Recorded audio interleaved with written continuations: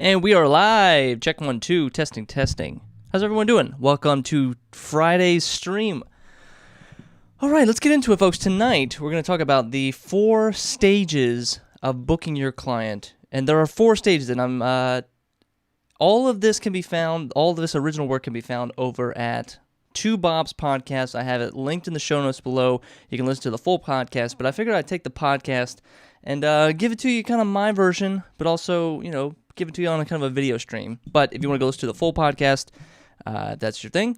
Then go down to below. But today, let's talk about, let's kind of get into it. Where I want to go with this, or the angle, or the kind of goal I want to have with the 4 stages, or knowing the 4 stages of booking your client, is because if you don't know where you are in the situation, if you don't know where you are, then you don't know where exactly to go. And knowing what stage you are in the client, whatever you want to call it, the client experience, the client onboarding experience, the process of you booking your client from them being a cold lead or not having any idea of who you are, all the way to them becoming a client or customer. So it helps to know where you're at, because you need to have certain types of conversations, different types of conversations, depending on where people are at in the process of hopefully becoming your client. So let's kind of get into it here. Let me get my magical...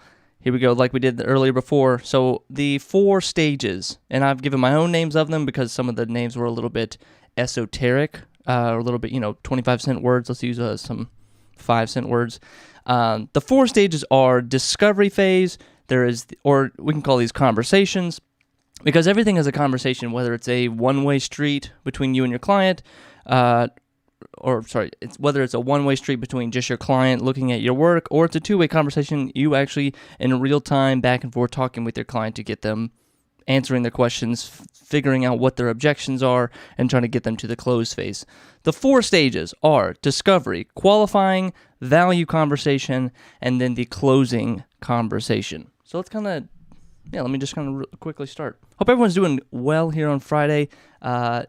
If you missed Wednesday's stream, which actually went a little bit long, trying a different format here. Instead of tonight's going to be a shorter stream. We're going to try to do this in 30 minutes or less. We're going to be out by 9:30. So if you're watching this, sit tight. We're going to try to make this hot and fast, and it's going to be...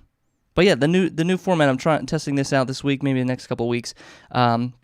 Just kind of giving you the chapter markers here before, so that you don't have to wait around, or if you watch this, say you watch this video tomorrow, or you watch this video next week, or a year from now, that you can just drag your little mouse over. I know there's chapter markers already built into YouTube, but just so you can get a kind of visual reference of where we are, in case you jump right into the stream and you have no idea what we're talking about. So let me get a sip of water, and we'll go into first the discovery phase. And throughout this, if you have any questions, leave a comment, leave a chat.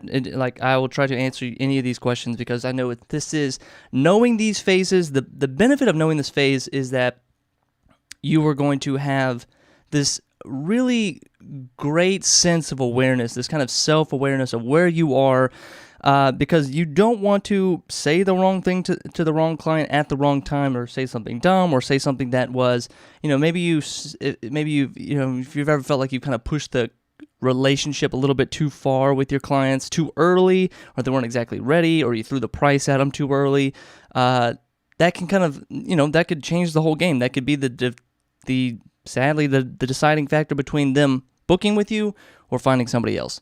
So first, the discovery phase. Ooh, the slideshow still works. So with the discovery phase, this actually happens in what Blair Enns and David C. Baker call it on the podcast.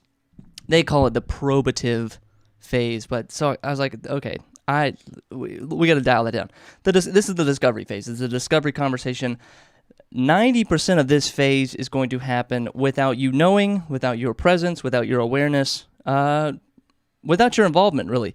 This is the client, so to speak. This is the client shopping around, browsing around. This is them going to your homepage. This is them going to your about page, looking up, they're clicking on your social media links, looking up all the content that you put out, the work, the portfolio stuff that you have, playing with the idea. Maybe they've put your name on a list or a favorites tab, or now you're in an Excel spreadsheet. Maybe they're trying to collect together a couple different possible choices. If you're a wedding photographer, maybe that you're now on a list of 5 potential wedding photographers, or that little special list that couples have that say need to contact now, or you've been kind of referred to by a wedding planner.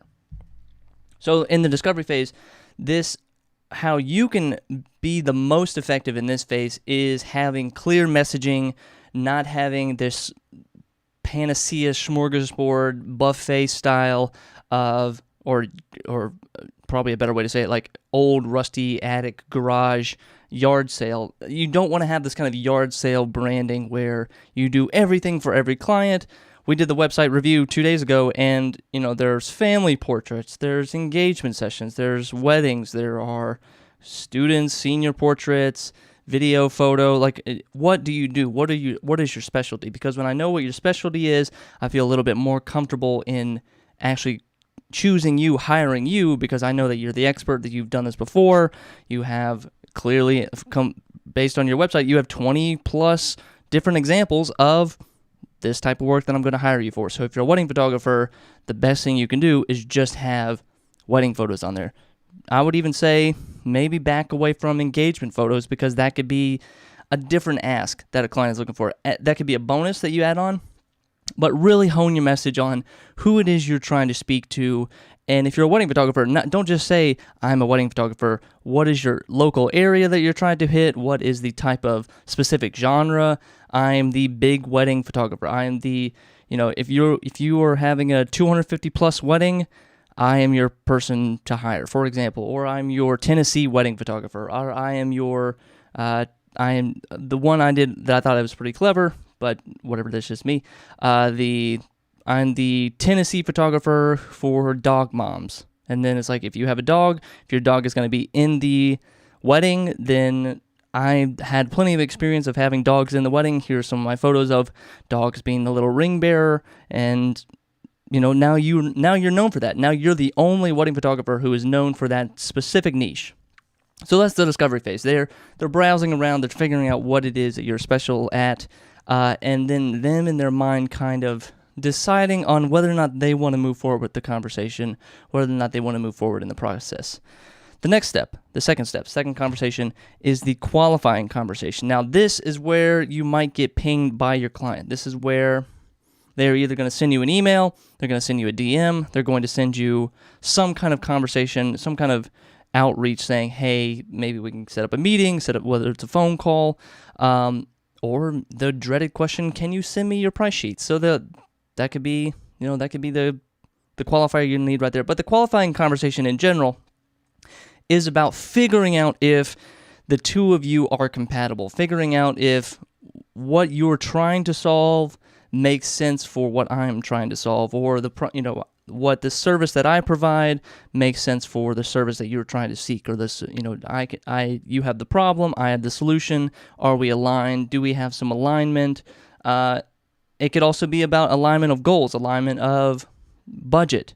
Is that, this is the kind of conversation where you start to have maybe some very early, not deep, not getting super heavy with the pricing, but talking about pricing in a broad sense. Okay, give me kind of a budget range, or tell me about your wedding. Tell me about how many people are going to be at your wedding. Tell me about the location. Tell me about your kind of vision for the wedding. And then even timeline, because what would not qualify you is if I have a wedding on April 20th and you're trying to book me on April 20th. That would be that we would stop right there in the qualifying conversation, and that'd be the end of it, and you'd move on to another photographer, and I'd move on to another client. So you're trying to qualify, you're trying to figure out, are the two of you right for this? Because sometimes it is right, or when I say sometimes it's right, sometimes the budget is there, sometimes it all makes sense, sometimes the timeline is there, you are available that date, but you just don't click, or you're just not, maybe you're kind of talking past each other, or you're just not, you are skilled to do this job, they recognize that you were skilled to do this job, but you can just tell that they might be bad clients, or not exactly sure, or they're not exactly ready to hire you, or they're not, it's just not the right time to hire you. And that can just be the disqualifier right there. And that's the end of the conversation, and you move on. So I kind of feel like I covered that pretty well. Now we move on to the value conversation. This is where, Blair Enns and David C. Baker, they specialize in talking about value-based pricing. I haven't talked about value-based pricing on this channel very much. I studied it quite a bit, but I haven't really felt the need or really want to broach that topic with you guys just yet. But a version of the value conversation, not necessarily value-based pricing, but a version of the value conversation is to figure out. I was just about to say what it is that the two of you value, but really what are the goals that you want to achieve in this project, or what are if you could, because there are multiple goals with a project, there are multiple outcomes that you're trying to have, but what is the main outcome? What are the top two outcomes that you're trying to get from this? If it's a business sense, maybe they say, yeah, we want this video to go viral, and we want to get 50,000 new YouTube subscribers, or we want to get we want to get $100,000 of signups from this one video because they hit the opt-in, download now. So you have those kind of goals. You have those kind of very broad goals. Some are tangible, some are measurable, some are intangible. So it helps to kind of figure out, all right, what's the main goal? If we did nothing else but solve that one goal, what would it be, and why is that important to you? And then the three why. This is where you kind of add in the three whys. Why this? Why now? Why me? You're saying, why this? Why this project? Well, you could do anything else with your money. You could spend more money on a caterer. You could spend more money on a better wedding planner. You could spend more money on a bigger venue. Why me? Why this? Why a wedding photographer? Why not hire just your friend or, somebody else? Why me? Saying, why am I qualified out of all the other wedding photographers out there? What was it that stood out to you about me that makes the most sense or makes it feel like this would be the right fit or we would be compatible? And then the final question, why now? Why hire me now? Why not hire me 6 weeks from now? Or why hire me in general? Usually with the weddings, it's kind of obvious, like why now? Because I'm getting married in 6 weeks. Okay, that's a pretty good why. That's a pretty good why now. Another part of the value conversation is to figure out, this is where you start to have the deeper budget conversation. This is where you start to have, you're trying to figure out what is most important with the client. And for photographers, I've said in the past that don't give all your clients the same wedding package every single time over and over and over, where it's already baked into your wedding packages that you're going to give them a photo album, and you're going to give them 8x10s and a framed portrait and digitals, and you're also going to include an engagement session. If you bake all that in and just hand that over to the client without them knowing, or without knowing what it is the client values, or I don't care. Me and my wife don't care about a hardcover photo album. We would just want the digitals. So if you were to put that in, I'm looking at all this and it's like it's not making sense, or it's just I don't value that stuff. It's not important to me, and if I don't value it, then I'm not going to pay for it. So this is where you figure out in that kind of conversation what it is that your client is really after. Are they just after someone to come in and just shoot some photos and hand over some digital JPEGs at the end of the night? Or are you looking for a full-on experience, an engagement session, are you looking to hire a wedding photographer who's going to step in, who's going to take the stress out of the situation, who's going to kind of take control of the situation so that you as the bride and groom can just kind of flow through your day, and you're going to have a wedding photographer that's going to be hands-on, active, taking the initiative at every chance, getting those photos, making sure that those moments are happening and that you are capturing those moments.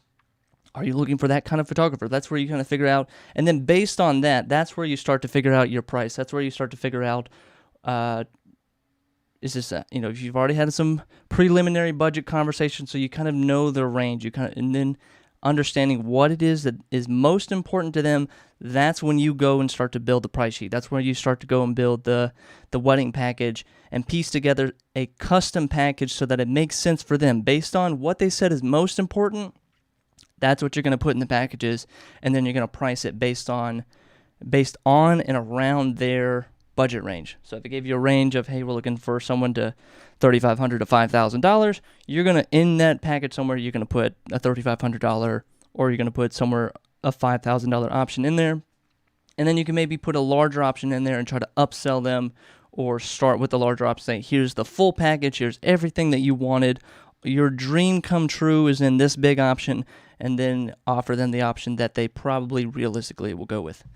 And once you have that, that kind of moves you on to the closing conversation, because you've sent out the price sheet, you have now the pricing conversation with them to understand, to make sure that they understand the options, making sure that they understand what it is you're offering, why, and then, making sure that at all times that you are aligned with their goals. You are not just coming up with shit out of your ass, that you're just like randomly like saying things, or just trying to sound salesy, or just trying to sound like this is some kind of sexy offer, but really actually listening to your client, being present in every phase of this conversation, not thinking about what you're going to say next, not thinking about what you're going to do next in the next phase of the conversation, but really, like, if you were in the value conversation phase, to stay there, be present, and understand what the next step is. Don't worry about the budget, don't worry about the wedding package when you're in the discovery phase or you're in the qualifying conversation. Don't start to think about all of that. Just really stay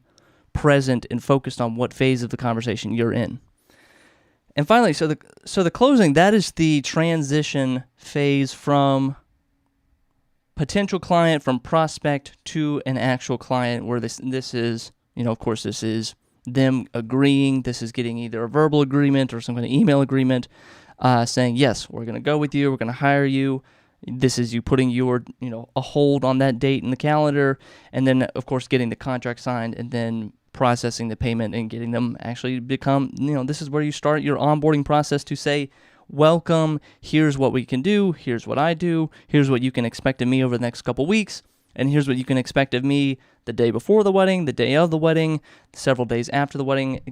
That's where you start to really sell those points and like make them feel like they're a welcome part of your family, because they're now your client. You've closed the deal, and now it's time. Now it's actually time to play ball. Now it's actually time to, lock and load with it. So those are the kind of 4 phases of the conversation. So let me see if I can think of a couple problems that would maybe arise. So in the biggest problems I always see is in the qualifying conversation, that you're trying to move too fast into the value conversation, or you haven't in that qualifying conversation, you want to really hash out all the details, answer any kind of objections that they have, and then also at the same time, this can kind of go between the qualifying and the value conversation, that you start to turn the tables on them, and that's what I say with ask the 3 whys, because at the very beginning of the conversation, you are selling yourself to them. In the discovery phase, it's how sexy your website is and how clear your messaging is. In the qualifying, that's also, and it's kind of half and half, 50-50. You are trying to make sure you're aligned. They're trying to make sure they are aligned with you. And then as the conversation kind of moves forward, as you get kind of deeper into the process, towards the value conversation, towards the closing conversation, you need to start making them justify why they need to hire you. And so the power dynamic almost shifts like 180. So if at the very beginning of the discovery phase, you are selling the client, and then towards the end of the phase, the client is selling you, or the client is trying to sell themselves to you. Why are you such a good client? Why does this make sense that I need to work with you? What is it about this project that is going to make me excited as the service provider, not as the client? So yeah, those are kind of things to watch out for. Again, stay present. Don't rush too far. Don't rush too fast into every phase. Don't just rush to the close. Understand where you're at.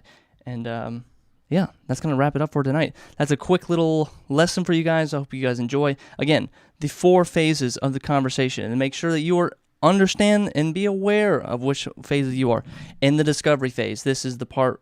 In the discovery phase, this is the part of the conversation where the client is seeking you out. They are browsing your website. They're trying to understand who it is, what your expertise is, and are you a right fit? And then as you go on to the next phase, the second conversation, the qualifying conversation, this is where you and the client start to have either a real-time conversation, a dialogue, an email chat, FaceTime, whatever, to figure out if the project that the client is bringing to you makes sense for you as a business owner, and then also you as the business owner trying to make sense that you can actually provide this service, or that you are capable of providing the service. It's in the right budget, it's in the right timeline, you have the availability. That's the qualifying. The value conversation is the deeper. This is where you actually start to talk about the financials. This is where you actually start to talk about what exactly the client is looking for. You've had a very broad sense. Okay, we want it to look like this, we want it to feel like this, but now this is the nitty-gritty, the details, the logistics, the value. I want this, I don't want that, I value this, I don't value that. That's that part of the conversation. And then finally, the close. The close is the simple transition. We've had the verbal agreement, the price sheet has been sent over, everybody seems to be on board, it all makes sense, still got the availability. This is where you process the contract and do payment processing and transition them from a prospect into your full-blown client. So hopefully that makes sense, and hopefully you start booking some more clients based on all this. So good luck, guys. My name is Jordan Anderson. Let me quickly swap you guys over to... Ooh, look at this. Okay, got a little trailer going now. Oh, make sure... Okay, there. I'll make sure the video was muted. So if you guys are a wedding photographer and you're watching this and you enjoyed this, I want you guys to go check out The Perfect Wedding Package. Go to theperfectweddingpackage.com. It's a course, it's a template, and this is an update.